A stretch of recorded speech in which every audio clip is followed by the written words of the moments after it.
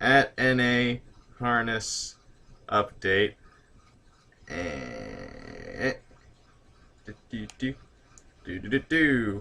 and there we go. Okay, so that should be good. Is that good? Yep, rolling. Rolling along through the lands of time. Hello, everybody. I am Ray Catolo here to take you through another edition of Off and Pacing Live. Now, I have no idea. Okay, I'm assuming he's still on. Yeah, you won't. Okay, well, you may know this man as a man, a person, a big head. As the famous poet Tyler the Creator once said, "Who dat boy? Who him is? He is Kyle Burton of KGB Racing, one of the top stables in Off and Pacing, and also a longtime friend of mine, as you can tell by the tone of my voice. So I'm getting very amicable right now. Very amicable. Welcome back, Kyle. Long time no see. I haven't heard that sweet voice of yours in like 3 years because you left my show to become a pirate. Hey, Ray. Now, what's it like sailing the seas? Are there really 7 seas? First off, or is that like I think some? there's actually more. There's more now. Because that sounds like something perpetuated by the pseudo capital infrastructure of the sea industries. You know what I mean? It doesn't really seem truthful. Yeah, it's totally a tourism marketing play for sure. Which you'd think they would want to market more seas because then there's more to see, and that would be the exact slogan they'd use. But as I take a sip of coffee, they just don't do that because I don't want to be in the ocean. The ocean's not marketable. I can't swim. Yeah, but that's why you're a pirate, because the ship swims for you. True. So Kyle, for those of you who don't know, is a man, a person. We went through that already. Kyle is the track photographer at a little half-mile oval in God knows where, Canada, called Truro Raceway. And you've been the track photographer there for years. Yeah, literally like 9 years, I think. I was in high school when I first started, so. And It's been a long Kyle time. Kyle is currently 22. 25. I got that out of you so easily. people don't tell me their age right off the bat. They usually go, as if the Social Security Administration's listening. But you're Canadian, so that doesn't affect you. So, how did you get into track photography then? Because I know your dad is a horseman. Yeah, he likes to call himself that. It's funny. So I just started like going around the track. I was never really involved in like the harnessing or training or jogging, anything like that. Well, clearly. So I was kind of always a techie person, and I got a nice camera one time because a friend of mine got one, and I took it to the track naturally. And the first picture I actually sold was some beach somewhere when he qualified. So it's kind of funny that long before anybody knew how good he was. I had no idea when I sold the picture. I wish I had have, but yeah. So that's where I started. From there, the person who was the track photographer met a guy online and moved to Europe or something like that, the UK, and so I took over, and I've been there ever since. Whoa! You dismissed that as if it happens every day. he met. Thank God for whatever it is, whatever app they used. that sounds so romantic and so modern because you said 2 guys. But let's not cut corners here. I think you were never involved in the harnessing and such because they don't make helmets in your size. That seems like true. That seems like an That's ongoing true. struggle you have to face. It is true. I've tried. I just honestly couldn't get a helmet big enough for my head. People don't know. People don't know. Like, they can go follow my personal Twitter account, Racetrack Kyle, and you can literally see how big my head is. Like the circle for the profile picture aperture is just not big enough. So then you're 16. You're 16 when you take the track photography position, and Fartsy Love 16, Brains yep. moves over to Europe. I don't know why Well. those exact words lined up together in my mind, but so then he goes to Europe. You become track photographer, and you're doing that for you're not doing that for your full-time job, are you? No, so I went to college for international business. I did a 4-month internship with the ocean technology company. They basically track fish in the water. Mm-hmm. And from there, I've just been in ocean tech ever since. Kind of like our big thing here in Halifax on the east coast of Canada. It's like one of our main drivers of economic prosperity is the ocean, just naturally because we're attached to it. And after I did my internship with the company, I went to a competitor. I was there for 3 years, and then just recently switched jobs. My focus before was more marketing, like business development. Now it's strictly like business development for the provincial government. Oh, okay. So now I basically help promote and grow the ocean tech industry. The government has really identified it as an area of focus. Something that makes us stand out from anywhere else in the world, and so I'm just helping them on that regard. I don't know. I miss the days when Kyle would complain about how he was unemployed. That's the Kyle I remember. Those were the days. Those are awesome. I probably made more money when I was unemployed, because I think I spend like half of my paycheck now just like getting to work. That's what they don't tell you. They don't tell you that about working. Is that you make more money not working. Oh yeah, this is true. It's funny, but yeah, I probably did. Like I put in a lot more work, but my output per hour, like the amount of money I make per hour, is probably higher when I was unemployed. Not only that, there's this great book I want to recommend to people on this topic that came out just recently. It's called The Communist Manifesto. Anyway, so that one probably flew over a lot of people's heads. Because it didn't make any sense. It made no sense. Just like you when you work. Oh! Bam, bam, bam, bam, bam, bam, bam. The caffeine's really kicking in. So now you're a fancy word for a pirate, and you still do Truro Raceway on the side, and then you also worked with me for a bit. I say worked very loosely because I didn't pay you anything to be on my show, and I still don't, and that's probably why you're not on my show anymore. But I got paid in love. In love? Yeah. I'm sorry, Kyle. I'm not moving to Europe with you. I mean, you're welcome back on the show anytime, which I'm going to plug right now. North American Harness Update tonight, 9 p.m. Eastern, SRN1. And we'll plug. Today's Friday. Yeah, we'll plug that again at the end of the show. And you were also one of our faithful listeners. That's true. But then, I guess they don't have bandwidth out on the Atlantic Ocean, which is shocking to me in the 21st century. Which not only that... We have a kind of a nerdy thing. We have like this super undersea cable that comes into Halifax. It's like insane speeds. It brings internet from foreign lands? Yeah, from Europe, I think. So it's like a super connection from the mainland to, I don't know, France or something like that. It's not like blood bandwidth, right? Like how in South Africa they had blood diamonds? So No. There's nothing really sketchy behind it, is there? I don't think. I haven't looked down there yet. Okay. But then again, at least the internet's a necessary commodity. Diamonds are useless, but we think they're worth something. That's something I'll talk about on my show tonight. But so if you don't have bandwidth out in the ocean and such, because clearly you're out sailing 24/7. You're barely home as it is. I don't know how I'm talking to you right now. Which then also goes into question: how are you able to play Often Pacing? Because you play it a lot. It's tough. So it's kind of silly, but I get up probably like 6 o'clock in the morning, and 20 minutes of me laying in bed is just like entering 80 horses a day.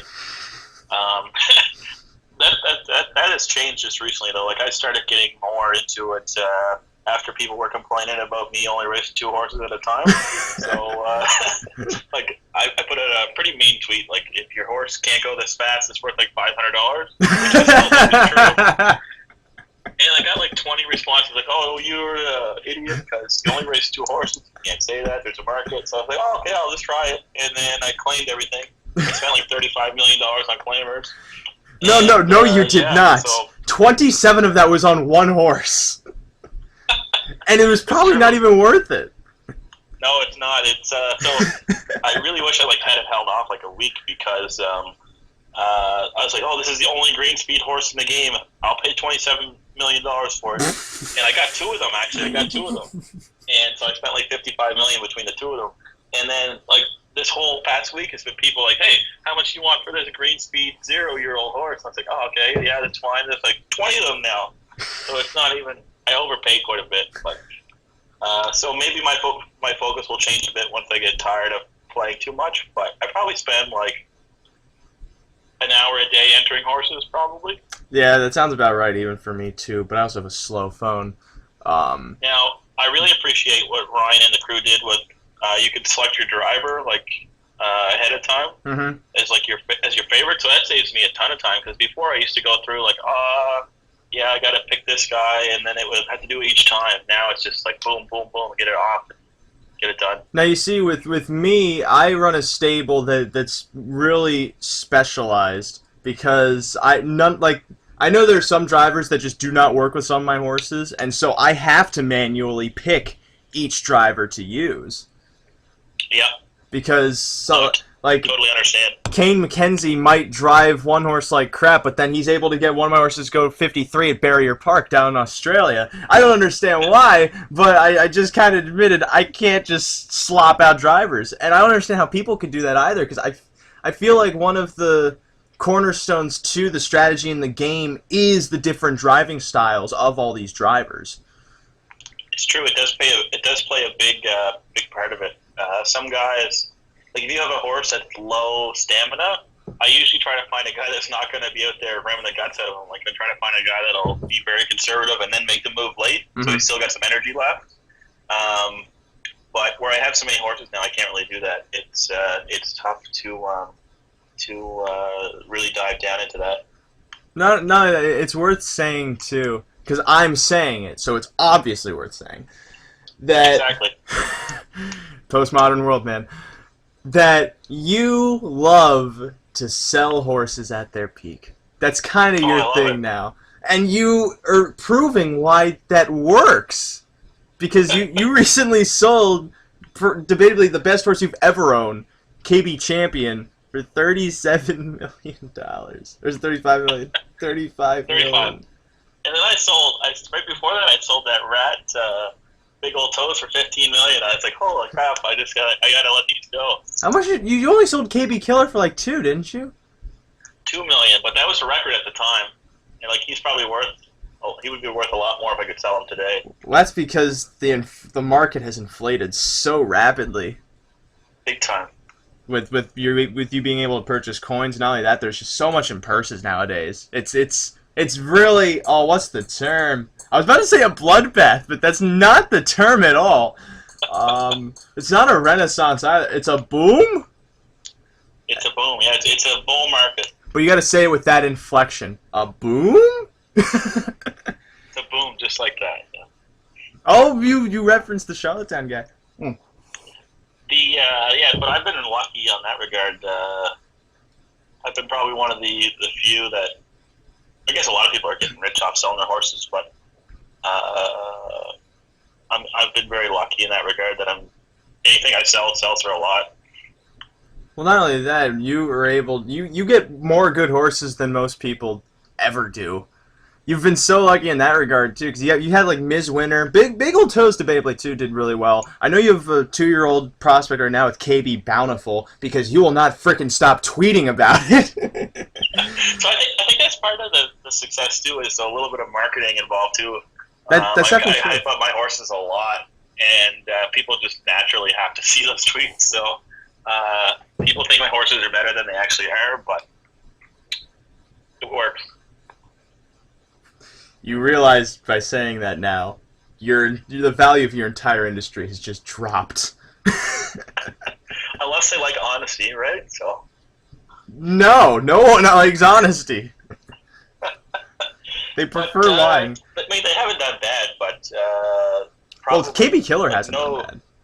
KB Killer's been really good, actually. He was the first really good one that I ever produced.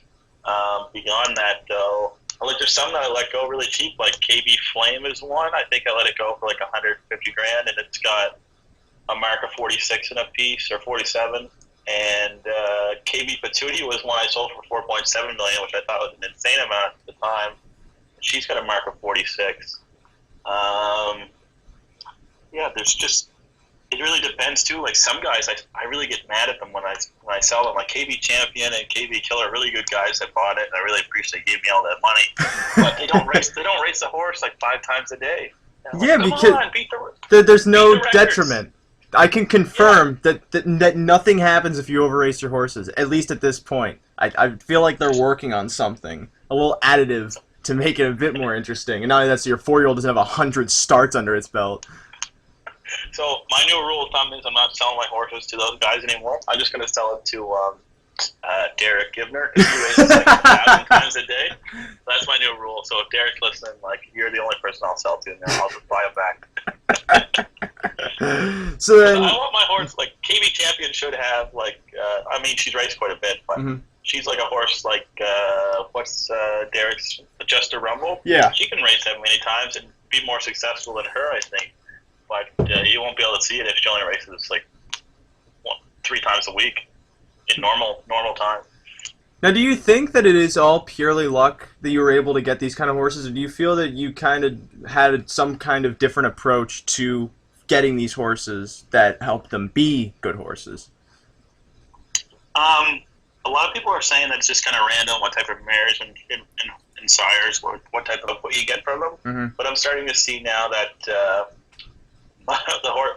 When I first started, I claimed like every mare that was in existence. I was one of the first people to like get a big breeding farm, but those mares did not produce at all. Like the 15 claimers I bought, horses with poor records, things like that. The best ones I found are good mares and good sires. So I had a lot of luck with down by the seaside. All my good horses were sired by him. I think KB Bountiful's by him now. But I sold them stupidly. Wait, seaside? Yeah. I sold them for like $5 million, I think it was, which now looking back is probably a deal I regret. But KB Bountiful, I'm just going to look her up here. I think she's down by the seaside. Anyway, she's the first one really that is from a second generation KB horse. So her mother's KB Newcomb, who I retired way too early as well. She only had 19 starts as a 2-year-old, then I stopped with her and just bred her. And yeah, KB, I find the second generation ones are even better than anything I had before because they were better than what they were. So I'm thinking like the next few, like if you get to 3rd or 4th generation horses, I think you're going to see some really good stars come out of that. At least I'm hopeful. Well, I'm definitely interested, too, for when I get to breed Zips Xavier, who is currently one of the best horses I've ever owned. She is very nice until she levels out in probably 6 weeks. But, Kyle... she's going to be one of the better ones.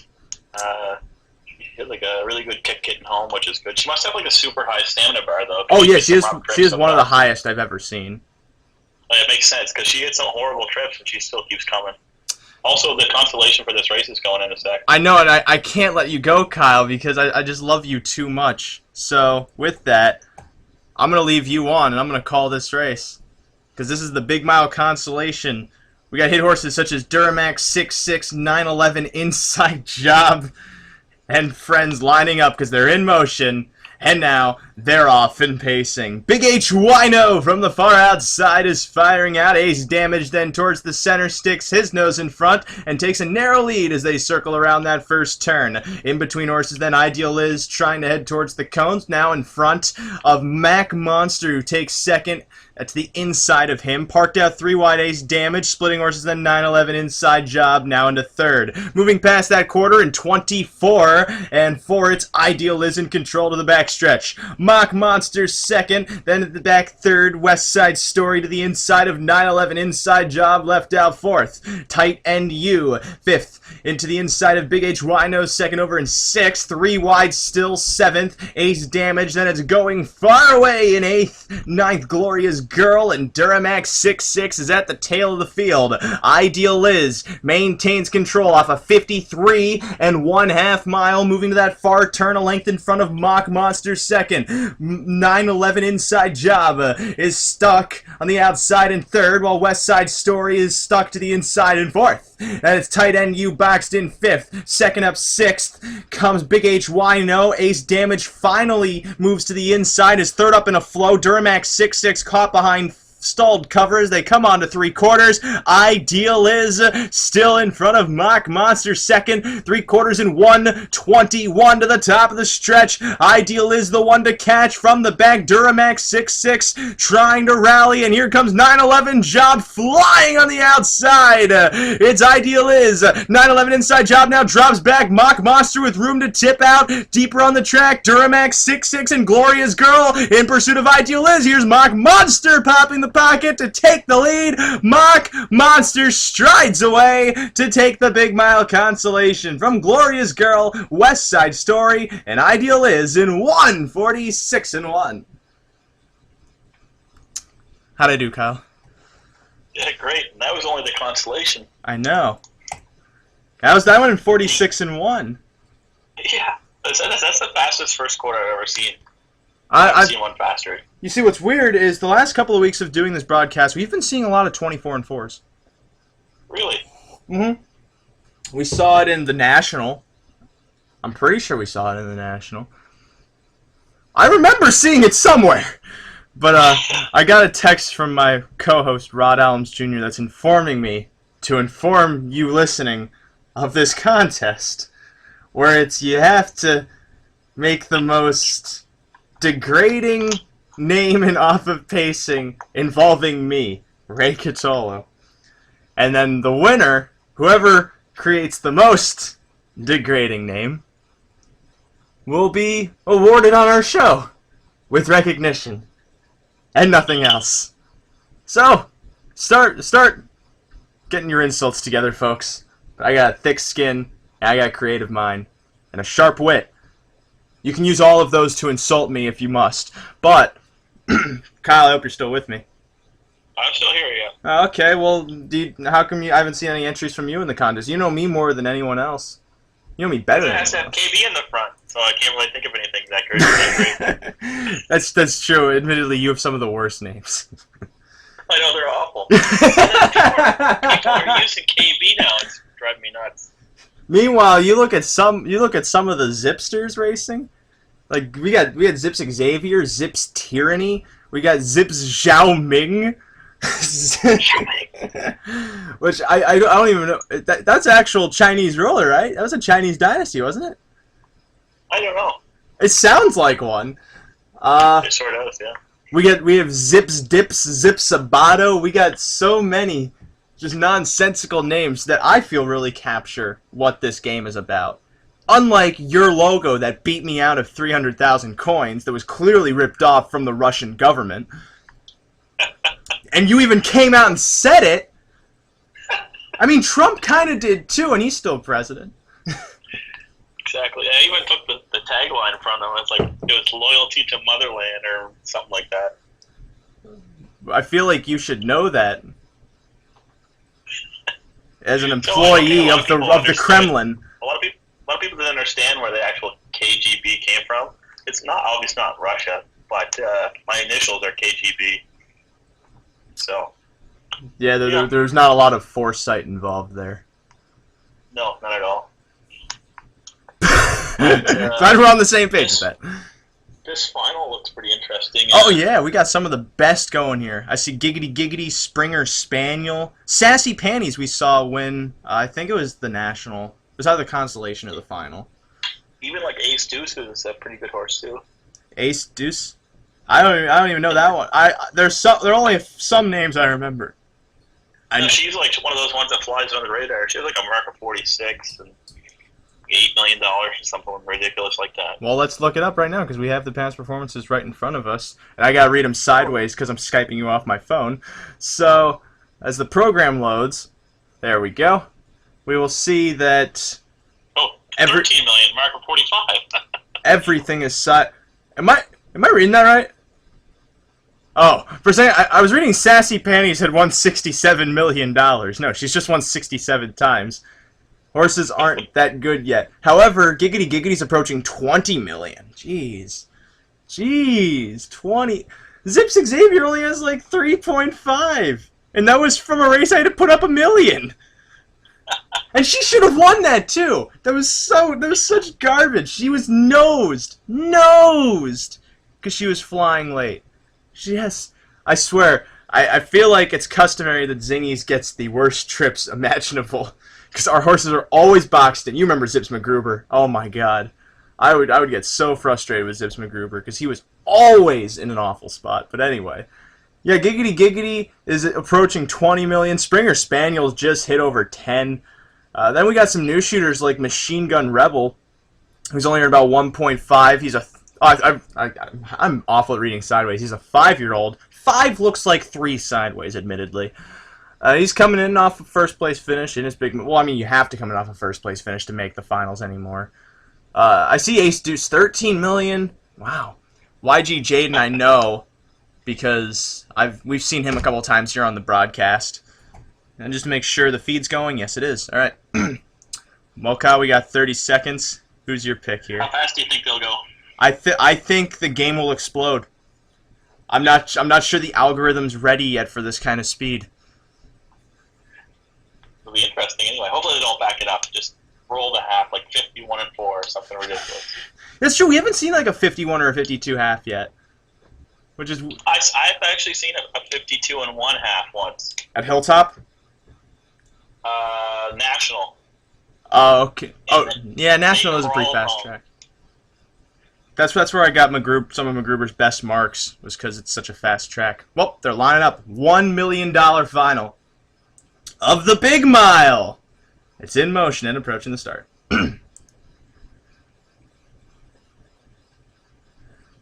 Off and pacing, Giggity Giggity to the inside is firing out quickest, fantastically tries to string him out a bit as they move on to that first turn, but Giggity Giggity heads towards the cones, now yields to YG Jaden 3 wide in pursuit of the lead, in between horses, then Springer Spaniel moves up for second. Then parked out, Dream Bigger now advancing towards the top as they go on to that opening quarter, left out then Chicago's pacing in third, first panel in 24-4. Springer Spaniel shuffled to fourth then. Catching cover to the outside, Ace Deuce now progressing towards fifth, fourth, third, second, as now clearing the lead is Chicago. Dream Bigger's second, Ace Deuce dropping back to the outside of YG Jaden taking third, Springer Spaniel's locked in fourth. Giggity Giggity caught behind that dropping cover is Ace Deuce, now finds cover as Springer Spaniel moves to the outside, hanging to that half in 53-4. Moving to the far turn now, Springer Spaniel advancing to the lead, Chicago's taking the pocket. YG Jaden drops back to the outside third, fantastically tries to circumvent him, dips back to the inside. They're then followed by Dream Bigger pacing third. Sassy Panties locked in sixth. Giggity Giggity left out 3 wide and not advancing towards the rear. Ace Deuce in between horses and trailing Brooklyn Savvy. 3/4 bound Springer Spaniel in front in 121-1. Chicago's second. Dream Bigger is third to the inside. YG Jaden begins to pick up ground as they're into the stretch. Springer Spaniel now pressured by YG Jaden to the outside, deeper on the track from the back. Giggity Giggity tries to get a rally going, then fantastically to his inside. Chicago draws back to the outside. Dream Bigger's in pursuit with one lunge towards Springer Spaniel, and Dream Bigger goes right on by to take the Big Mile from Springer Spaniel fantastically, and Chicago in 1:45-4. God, that line always surprises me. It will never stop surprising me. The finish line just comes at varying times, because they go varying times in these races. I That was an awful drive by Bob Boyd, if he's listening. well, I mean, you have the right to judge that because he drives like half your horses. No, I took him off. He's the worst. Who's your driver then now? Mostly Gavin Lang. Oh, that's right, because you're in Australia. So you No, can't. I You moved to can't. Canada, but I still have him. Oh, you're back in Canada? Yeah. How do you have Gavin Lang then? I don't know. It's still there, though. Don't fix it, Ryan. Oh, Kyle. Well, Kyle, you can attest that everyone listening should listen to North American Harness Update tonight, right? That's right. You can get some free Pick 4 money. I mean, I like to think we do a little bit more than give out Pick 4s. Pick 5s. We do not do Pick 5s. I'm alluding to the entertainment value. Are we still going? Yes, we're still going. Yeah, I actually have to go. Oh, okay. Well, that's Kyle Burton, everyone. He says you should listen to North American Artist Update. I definitely say you should listen to North American Artist Update. That's tonight at 9 p.m. Eastern Standard Time. That's 10 p.m. Kyle time, as he is now out, and I will be too. That's North American Artist Update. We got Meadowlands action to talk about, action from the Meadows, and other stakes events going this weekend will, of course, be featured on our show, as well as whatever kind of antics I can think of on the spot, because I don't prepare for anything except the races, because spontaneity is the spice of life next to life itself, because without life, there is only death, and death is not good. I want that on a poster. And I'm going to go work on that poster now while you guys sit back and get ready for another edition of North American Arts Update tonight at 9 p.m. on 148.ca/1. I hope to see you then.